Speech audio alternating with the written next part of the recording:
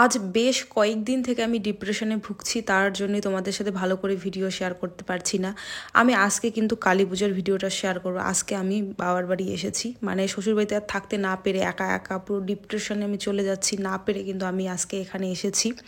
তো তোমরা অনেকেই ভেবেছো, আমি যখন লিখেছি যে একটা দমকা হয় আমার সব শেষ করে দিয়ে গেল, তোমরা অনেকেই লিখেছো যে আমার বর ডিউটি গেছে বলে এরকমটা না। আমার বর কিন্তু আজ অনেক দিন হলো, মানে বেশ কয়েকদিন হলো ডিউটি গেছে। ও ডিউটি বা যাওয়ার আর কি 6 দিনের মতো আমি 6 দিন পরে আমার আর কি কি বলবো সব শেষ হয়ে গেছে, এরকম একটা ব্যাপার। তো সেই 6 দিন কিন্তু তার আগে খুবই ভালো ছিলাম। হ্যাঁ, 3-4 দিন আমি ভিডিও শ্যুট করিনি, তারপরে আমার শাশুড়ি মাকে নিয়ে ডাক্তারের কাছে গেছি, আবার এখানে ওখানে ঘুরতে গেছিলাম। তো তারপরে আমার সাথে সেই ঘটনা ঘটে, একটা দমকা হয় আমার সব কিছু শেষ করে, নাকি আমার বর ডিউটি যাওয়ায়। দেখো, আমার বর তো আসে যায়, এটা তো আমাদের জীবনে চলেই থাকে, তাই না? হ্যাঁ, ও যাওয়ার পরে 2-3 দিন একটু মুড সুইং থাকে, মুড মরা থাকে, ভালো লাগে না। হ্যাঁ, তো অটোমেটিক সেটা ঠিক হয়ে যায়। কিন্তু এটা যে হয়েছে, এই ঘটনা যেটা হয়েছে আমার সাথে, যে বা যারা আজকে আমার এই ক্ষতিটা করেছে, এত বড় ক্ষতি করেছে আমার, তাদের যে ভগবান কি করবে বা তাদের যে কি হবে পরিণতি, আমি কিচ্ছু জানি না। তো আজ ছিল কালী পূজা, আর আমি আজকে কিন্তু বাবার বাড়িতে চলে এসেছি। হ্যাঁ, আর আমাদের প্রদীপ কিন্তু দেওয়া হয়েছে। আর যেহেতু আমাদের বাবার বাড়িতে কালহসুচ ছিল, মানে কালহসুচ আছে, সেহেতু কিন্তু ওই কলার গাছটা লাগানো হয়েছে, কিন্তু ওটাতে কিন্তু আর বাতি দেওয়া হয়নি। তারপরে নিচে বাতি দেওয়া হলো। আমার 2 বোন ওদের বাবা মাকে বাতি দিল, তারপর আমার বাবা দিল আমার ঠাকুরদার ঠাকুমাকে, আমি দিলাম আমার হচ্ছে পিসি কাকু মাসিদের আর কি। তো এভাবেই যাই হোক, আমাদের যারা আমাদের মাঝে নেই তাদেরকে আমরা স্মরণ করলাম। আর তারপরে এই যে বাইরে আমাদের বাড়ির সামনটা তোমাদের দেখিয়ে দিলাম। তো এখানে একটা ওই যে বড় রাস্তার মধ্যে এরকম প্রদীপ দেয় না, পাটকাঠির মধ্যে, তো সেটা দিয়েছি। আর বাবা বসে আছে, আর এখানে আমরা ভাই বোনেরা মিলে একটু এই যে ঝিরবাতি ঠিয়ে থাকে না, তো ওগুলোই আর কি মানে চলছিল একটু। আর তারপরে আমি এই বাড়ি চলে এসেছি, আমাদের পুরানা বাড়ি। আর এখানে এসে দেখো মঙ্গুল আমি বাতি ধরাইছিলাম ভিডিওর জন্য, আবার নিভে দিলাম। আর এদিকে আমার বোন দেখো, আরেক বোন, তো ও বলতেছে দিদি আয় আয় আয়, আমরা বাজি ফাটাই এরকম করছিল। আর এই দেখো কাকু কাকি এখানে ঘরের মধ্যে খাইতেছিল, তো আমি ভাবলাম দেখো তোমাদের আমি পর্দা ফাঁস করে দিলাম। আর এই যে কাকু নিয়ে আসছে বোম বুনু, সেটাই আমাকে দিল, বলল হ্যাঁ যে খোল, আর এটার মধ্যে কি আছে, চল আমরা গিয়ে বাইরে বাজি ফাটাই। এখানে আসার একটাই কারণ, বাড়িতে অনেক ডিপ্রেশনে থাকছি, কেউ নেই। ওই বাড়িতে তো জানোই একাই থাকি, মানে আরও পুরো ডিপ্রেশনে আমি শেষ হয়ে যাচ্ছি। এখানে আমার ছোট ছোট অনেক ভাই বোন আছে, কাকু কাকি ঠাকুমা জেঠি, অনেক অনেক লোক আর কি আছে। তো এখানে থাকলে একটু সবার সাথে থাকি, টেনশনটা কম থাকে আমার আর কি। না হলে প্রতিনিয়ত আমি সারাদিন কান্না করে চলেছি, রাত্রিবেলা আমার ঘুম নেই, খাওয়া নেই, পুরো ডিপ্রেশনে আমি শেষ হয়ে যাচ্ছি, শেষ। তোমরা ভাবতে পারবে না যে আমার আজকে যে বা যারা এত বড় ক্ষতি করলো। তো যাই হোক, এখানে দেখো ভাই, ওই যে এগুলো ছোট্ট ছোট্ট ইয়ে থাকে না, মাটিতে দিলে ফুট করে আস্তে করে ইয়ে হয়, তো সেইটা দেখো ভাই দেখো নিজে নিজে দিচ্ছিল, আর বোন এদিকে ঝাড়বাতি ঘোরাচ্ছিল। আর আজকে কিন্তু আমি উপবাস আছি মা কালীমার আর কি, আমাদের এই গ্রামেরই আর কি ক্লাব, মানে আমার কাকু আমাদের কাকু ভাই দাদারা মিলে আর কি, গ্রামের সবাই মিলে এরা একটা ক্লাব করেছে। তো আজকে সেই 25 বছর পূর্ণ হয়েছে। তো এবছর আর কি, তো একটু বড় সড়ো করে সেখানে পুজো হবে। আর আমি মাকে বলেছিলাম, মা গো, যেহেতু এই ঘটনা কালী পুজোর 3-4 দিন আগে হয়েছে, মানে 3-4 দিন কালী পুজোর 3-4 দিন আগের থেকে আমি ডিপ্রেশনে ছিলাম। তো যেহেতু 3-4 দিন আগের ঘটনা, তো মাকে বলেছি, মা গো, তুমি একটু দেখো আজকের দিনে আমার সমস্যাটা তুমি ঠিক করে দাও। তো আজকে একটু আশা ছিল সেই সমস্যাটা ঠিক হওয়ার।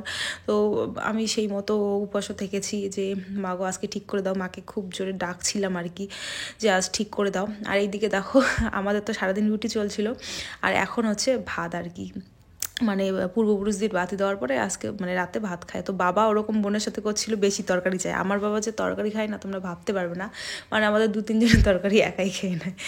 তো এখানে দেখো এরা হচ্ছে নাচ দিবে আজকে, তো তার জন্যে কিন্তু প্র্যাকটিস চলছিল।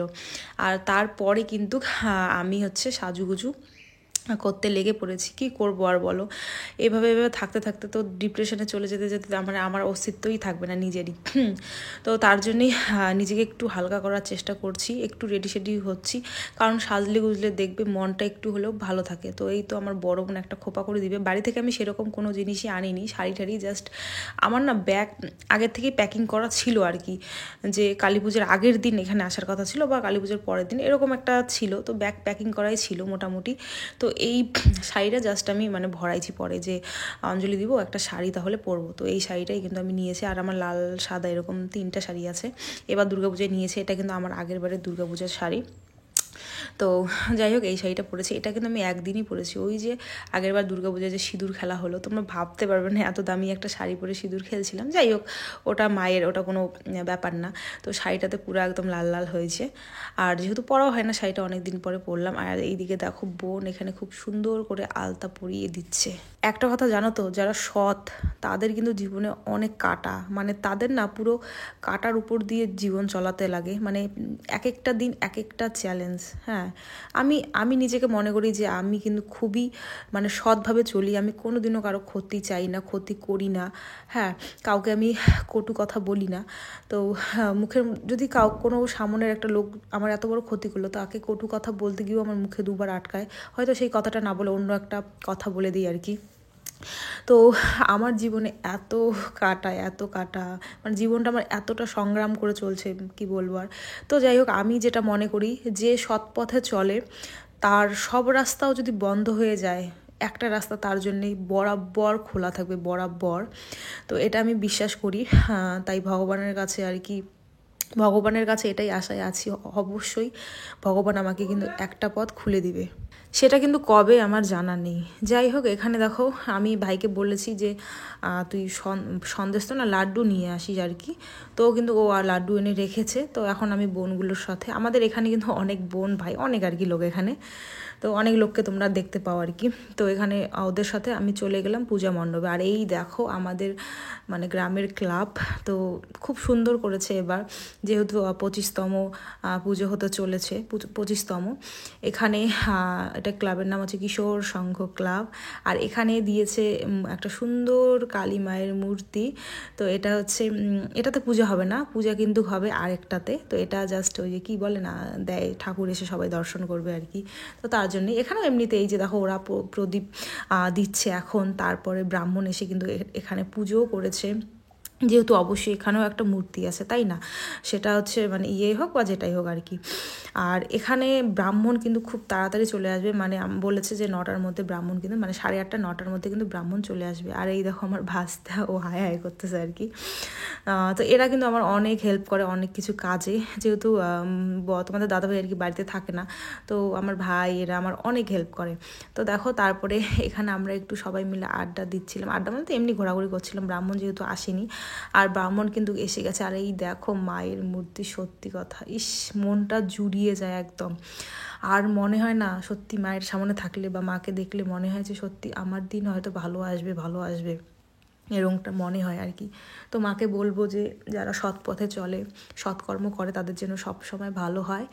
আর যারা মানে সৎ পথে চলে তাদের অনেক দুঃখ কষ্ট, কিন্তু সেটা খুব তাড়াতাড়ি কেটে যায়। এখানে মা চলে এসেছে, মাটা একটু দেরি করে এসেছে আর কি, আমরা খুব তাড়াতাড়ি এসেছিলাম। আর এখানে ঢাক আসছে আর কি। আর যেদিন আমার কিন্তু আগের দিন আসার কথা ছিল, আগের দিন কিন্তু এই যে মাদের নিয়ে আসা হয়েছিল আমাদের বামুনহাটের ওখান থেকে। তো আমার আগের দিন আসার কথা ছিল, যে আমাদের এখান থেকে অনেকটা দূর থেকে ওখানে কিন্তু বাজনা নিয়ে নাচতে নাচতে আর কি ঠাকুরগুলো আনা হয়েছে। তো এত ডিপ্রেশনে ছিলাম, এত ডিপ্রেশনে, সবাই ফোন করছে, আমি কিন্তু আসতে পারিনি। আর আমার ইচ্ছেও করেনি আসার জন্য। বললাম না তোমাদের যে এখানেও পুজো করবে। তো দেখো ওই তো চলে যাচ্ছে সবাই ওখানে পূজা করতে। তোমরা অনেকে জানি এটা কথা বলবে যে এটা বলছো, সেটা বলছো, ওটা বলছো, কি হয়েছে সেটা তো তুমি বলছো না। হ্যাঁ, তো অবশ্যই মা যদি চায়, ভগবান যদি চায় যে তোমাদের সাথে আমি শেয়ার করি, অবশ্যই সেটা আমি শেয়ার করব। কিন্তু এই মুহূর্তে আমি পারছি না, নিজেকেই আমি সামলাতে পারছি না। আর সেই জিনিসটা মানে তোমাদের সামনে প্রেজেন্ট করতেও আমি পারছি না এই মুহূর্তে। তবে অবশ্যই যদি মা চায়, আর তোমরা আমার কিন্তু শুভাকাঙ্ক্ষী, আমার মানে ভালো চাও, সেটা হেটার্স তো আছেই স্বাভাবিক, কিন্তু যারা তোমরা আমার ভালো চাও, অবশ্যই আমি তোমাদের জন্য আমার যদি সমস্যার সমাধান হয়, বা আমার যদি যেটা হারিয়েছি সেটা আমি যদি ফিরিয়ে পাই, তো অবশ্যই তোমাদের সাথে শেয়ার করবো। তোমরা প্লিজ একটু ভগবানের কাছে প্রে করো, যাতে আমি যা হারিয়েছি, যা আমার ক্ষতি হয়েছে, সেটা যেন আমি ফিরে পাই। আর একটা কথা বলবো, নজর খুব খারাপ, মানুষের নজর সত্যি কথা বলতে খুব খারাপ। এই 5-6 মাস থেকে আমি যা ভুগছি তোমরা ভাবতে পারবে না, একটার পর একটা আমার লাগাতার চলছে, লাগাতার। মানুষের নজর এত খারাপ, যারা ভালো নজরে দেখে তাদের নজর তো সবসময় ভালো হয়, যারা খারাপ নজরে দেখে তাদের নজর খুব খারাপ। আর এই যে মানে একটা হাই ফেলা বলে না, ইস এর এটা এর ওটা, ইস এই হাইটা যে এত ক্ষতিকর, মানে তোমাদের জন্য বলে বোঝাতে পারবো না। আমি মনে মনে ভাবি কই আমি তো, আমার তো তেমন কিছুই নেই, আমি তো কোনোদিনও শো আপও করি না, নর্মাল একটা লাইফ আমি করি। আমার বর যখন আসে সে কদিন খুব খুশিতে থাকি, একটু ভালো ভালো ভিডিও দেই, একটু ভালো ঘুরি, একটু খাই দেই, এরকমই। তো এই আমারও মানুষ যে এত নজর মানে দিয়েছে কি বলবো আর। তো অবশ্যই নজর জিনিস খুব খারাপ, বলবো এটাই।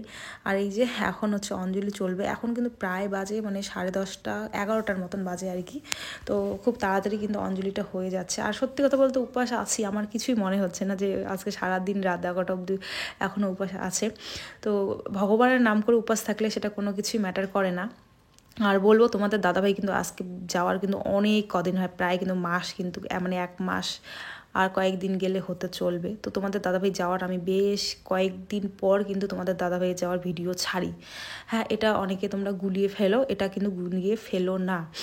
তো মায়ের কাছে প্রার্থনা করছি, আমার কি বলবো আর তোমাদের। যাই হোক, এখানে সবাই এখন অঞ্জলি দিচ্ছে, আর অঞ্জলি দেওয়ার পরে প্রসাদ টসাদ খাওয়া দাওয়া হবে আর কি।